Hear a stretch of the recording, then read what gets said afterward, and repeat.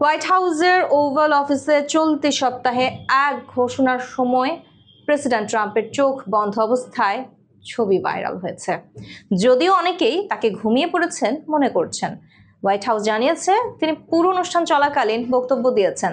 ট্রাম্পের কর্মদক্ষতা ও স্বাস্থ্য নিয়ে আগেও প্রশ্ন উঠেছে বেশ কয়েকবার, তবে সহকর্মীরা তার কার্যদক্ষতার প্রশংসা করেন। হোয়াইট হাউসের ওভাল অফিসে চলতি সপ্তাহে এক ঘোষণার সময় মার্কিন প্রেসিডেন্ট ডোনাল্ড ট্রাম্পের চোখ বন্ধ অবস্থার ছবি সামাজিক যোগাযোগ মাধ্যমে ভাইরাল হয়েছে।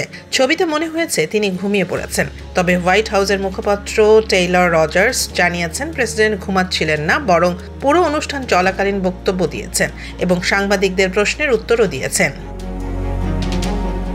ঘটনাটি ঘটে ওজন কমানোর জনপ্রিয় দুটি ওষুধের খরচ কমানোর ঘোষণার সময়। প্রেসিডেন্ট ট্রাম্প জানান এই উদ্যোগ আমেরিকার জন্য গুরুত্বপূর্ণ খরচ বাঁচাবে এবং অসংখ্য জীবন রক্ষা করবে। ক্যালিফোর্নিয়ার গভর্নর গ্যাভিন নিউসেম মজার ছলে ছবিগুলো পোস্ট করে লিখেছেন, ডোজি ডন ফিরে এসেছেন।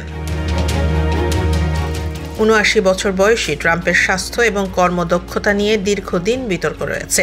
সহকর্মী ও ক্যাবিনেট সদস্যরা তার কর্মদক্ষতার প্রশংসা করেন। Walter read national military medical সেন্টারে তিনি নিয়মিত শারীরিক পরীক্ষা করান। দীর্ঘ প্রশ্নোত্তর পর্বে জনসাধারণের সামনে ক্লান্ত দেখানো স্বাভাবিক।